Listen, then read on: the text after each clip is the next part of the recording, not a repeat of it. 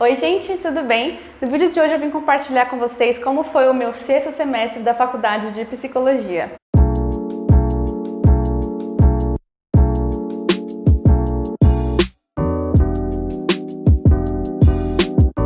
Sempre que acaba um semestre da faculdade, eu venho aqui contar para vocês as matérias que eu tive, o que a gente aprendeu nesse semestre.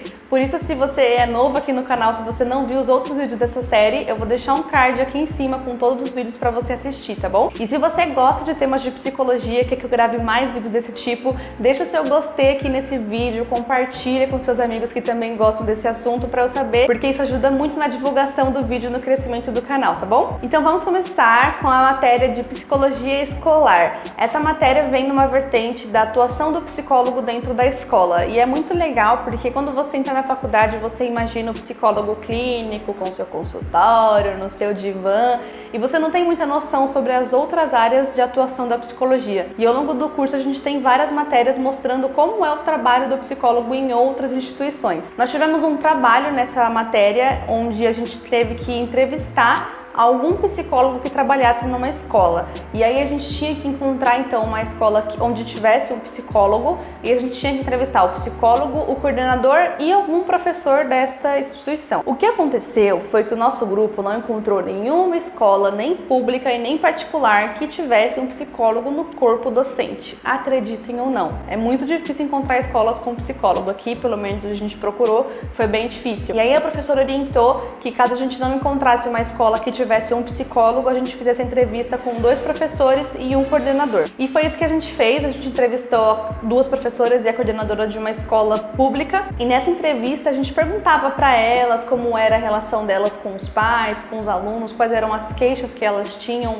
com mais frequência na escola e se tinha a presença de algum psicólogo, né? A gente acabou descobrindo que tinha um psicólogo meio que da rede municipal que fazia visitas na escola de vez em quando e fazia alguns relatórios e tudo mais. E o mais interessante desse trabalho que a gente fez é que depois que a gente entrevistou a coordenadora, ela falava como se a escola tivesse assim mil maravilhas. As professoras tinham reclamado muito sobre a indisciplina dos alunos e que os pais achavam que a escola era um lugar para educar os seus filhos, sendo que ali é um lugar de aprendizado, educação a gente aprende em casa. E a coordenadora vinha com assuntos totalmente diferentes, falando que a escola estava bem, que os alunos estavam super desenvolvidos. Vendo essa falha de comunicação interna mesmo entre o próprio corpo docente da escola, a gente tinha que promover algum projeto de intervenção na escola. A nossa professora pediu que todo mundo da sala, todos os grupos, atuassem como psicólogo da escola, vendo as queixas que a escola apresentava, propondo alguma melhoria. E o nosso grupo fez um projeto chamado Interação, onde a gente desenvolveu vários eventos durante todo o ano letivo que aconteceria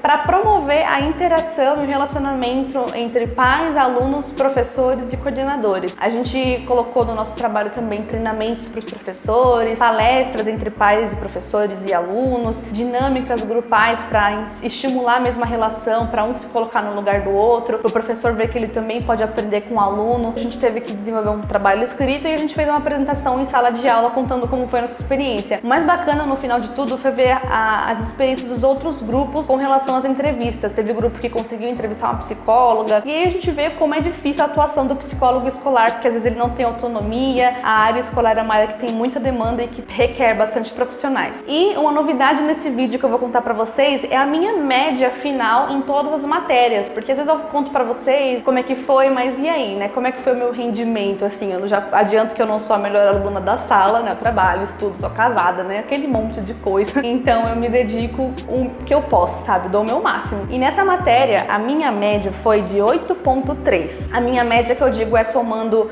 as 2 provas, o trabalho que a gente fez, eu considero uma média ok, né, gente? Então, é isso nessa matéria. Outra matéria que a gente teve foi práticas sociais e subjetividade. Sem dúvida, foi a minha matéria preferida. Se você viu o vídeo do 5º semestre, eu contei que a gente precisava fazer relatórios de situações que a gente observava no cotidiano, que era a matéria de psicologia do cotidiano. E essa matéria é uma extensão dessa outra. Ela é um pouquinho diferente porque antes a gente observava qualquer coisa ao nosso redor. Nesse semestre, a gente precisou escolher um fenômeno no nosso grupo para observar durante todo esse semestre e depois observar esse fenômeno à luz do senso comum através de mídias sociais e depois à luz de uma teoria da psicologia. E aí nosso grupo, depois de várias reuniões com a professora, resumidamente eu vou contar a nossa história, né? A gente escolheu o fenômeno reações de estresse. A gente fez muitas observações em transporte público, em ônibus, em trem, até no parque de diversões a gente percebia que tinha situações de estresse. E aí nessas observações sempre falavam qual foi a reação de estresse e o que aconteceu antes da pessoa demonstrar aquela ação. E aí, com base nesse fenômeno que a gente escolheu, a gente tinha que fazer uma pesquisa à luz das mídias sociais falando sobre o estresse e depois à luz de uma teoria da psicologia.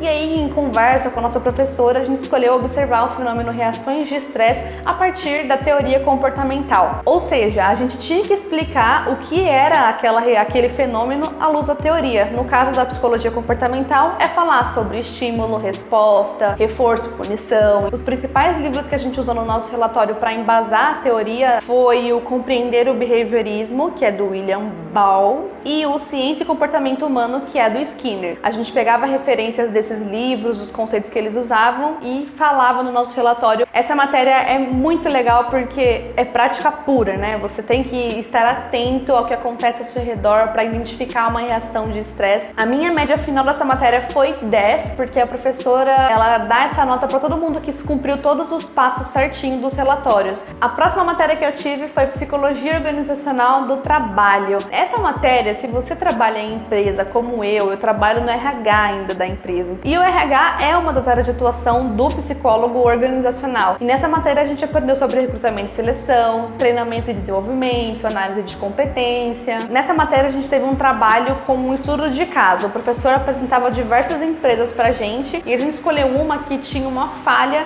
na descrição de cargos da empresa. E aí a gente tinha que promover uma solução para esse problema. O psicólogo organizacional é muito importante numa empresa para observar o clima da empresa, recrutar as pessoas corretas para os cargos específicos e manter a empresa num bom funcionamento geral. A minha média nessa matéria foi 9,8. Foi uma média das provas e desse trabalho que a gente entregou, então eu fiquei muito feliz por essa nota.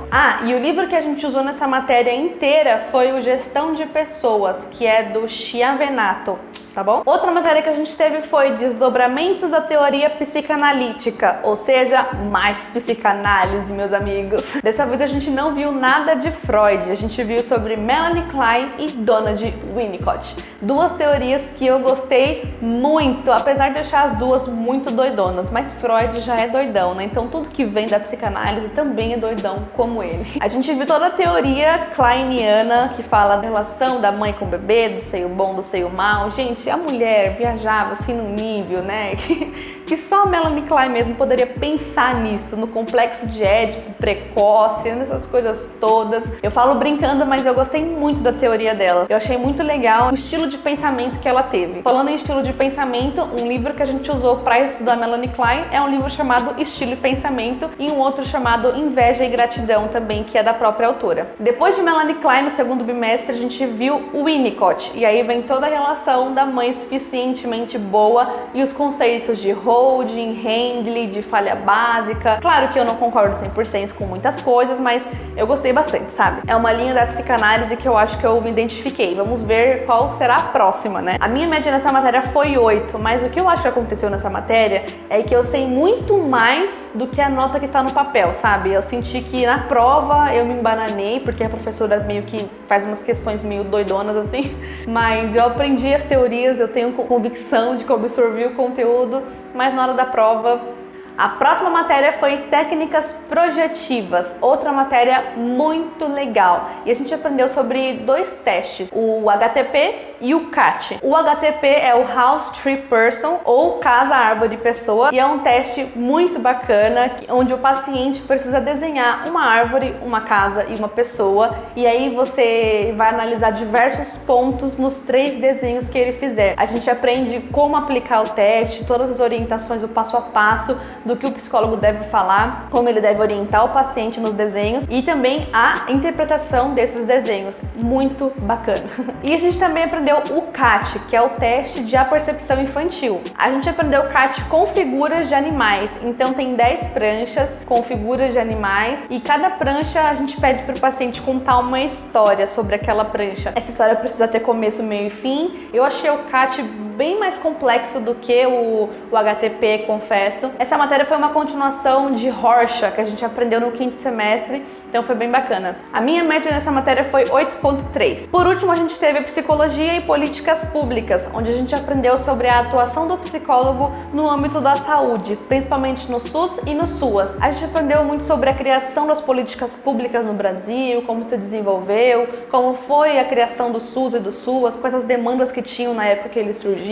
Então, se você gosta da área social, você vai gostar muito dessa matéria, porque é justamente a atuação do psicólogo, os desafios que ele enfrenta e como ele deve reagir a essas demandas no campo social. Então é isso, essas foram as matérias que eu tive nesse semestre. Eu fiquei feliz com o meu desempenho nesse semestre, porque foi um semestre, assim, final de ano sempre é um semestre muito corrido, a gente volta de férias em agosto e aí em menos de um mês já começam as provas e é sempre muito corrido. Então não ter tirado nenhuma nota abaixo de 8, por exemplo, eu já fico muito orgulhosa por esse desempenho. Claro que eu quero me esforçar para sempre tirar notas maiores e ter um desempenho bom. Foi o melhor que eu pude fazer nesse semestre e eu fiquei muito feliz, não peguei nenhum exame, passei direto em todas. Para quem tem dúvida também, eu não tenho nenhuma DP e tudo mais, então assim...